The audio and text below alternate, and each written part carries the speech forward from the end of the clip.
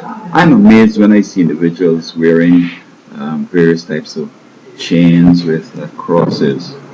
I remember I happened to have seen a horror movie. I don't relish horror movies and those kind of bizarre movies. I just like the news and the documentaries and stuff like that to learn something. But in this one, it was reported that the devil was attacking a person, and this person took the cross and was putting it in front of the demon, and the demon was just knocking to it, keep coming at him, knocking to it, keep coming at him, and that is so classic because the demon really controls, or the cross is an emblem of the demons of the devil. My understanding is that the cross was an implement developed by Talmuz, or it was dedicated to Talmuz, some pagan god in the past. And over time, in trying to hide its origin and to make it acceptable, they moved it from a T and shifted down a little bit to make it look like the cross we see today. But it doesn't matter. It started as a tribute to the pagan god Talmuz. And so the scripture does refer to the cross, etc. And people think that because it's this, it gives it a special spiritual value. And then Paul said, I glory in the cross. And, it could be understood. It's just that God saw down the road that his son is going to be executed on a tribute of, or a tribute to Talmuz, the pagan god. That's why it was in the scripture, but not that God designed it this way. And also, when Paul talks about glorying in the cross, he isn't speaking about a wooden emblem that he died on. It's talking about the experience, in that though we are sinners and though we are vile and though we are polluted and so forth, when we go to Christ, acknowledging his death, and with his blood that was shed, we ask for forgiveness and cleansing and so forth. It's a beautiful experience when you could walk away from all that guilt and all that sin and all that stuff. But the whole point is that Christ was just supposed to die. He said in the beginning, Father, you prepare a body for me so I could come and die for man, because he's dying the second death that humans were supposed to really die. So when we die now, that's just a sleep or just a pause.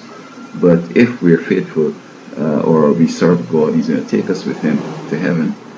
And the wicked and those who haven't been working with him will die one more time, and that's final. No more coming back again. So that's the death, the second death that Christ died.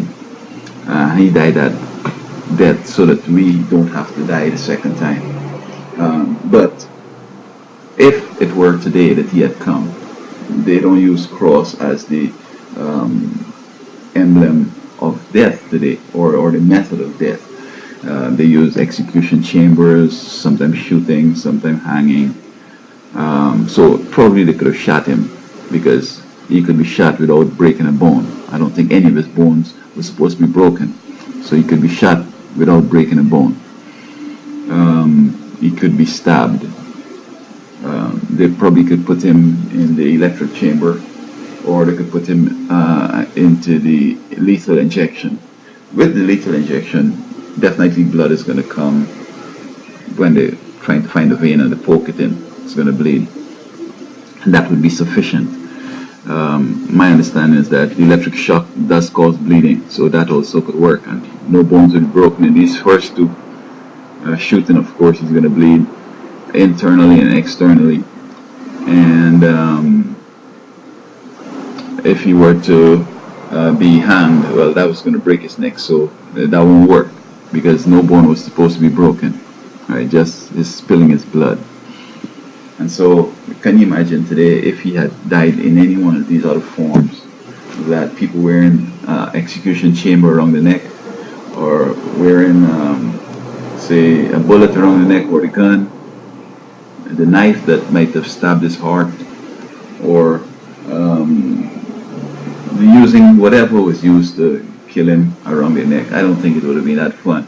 But folks just seem to like the evil stuff that Talmuz referred to the cross, etc. And then I see today that even in Protestant churches, crosses are increasing. Even in my church, they're bringing in a whole bunch of crosses. And this is just another form of the trying to amalgamate all churches into one. But in short order, the true people of God are going to be distinguish themselves, and they are going to just go and follow the Lord in simplicity, in truth, and putting His word as their paramount guide. So whenever I see folks wearing the cross, I always remind myself that I wonder if they know what they're doing.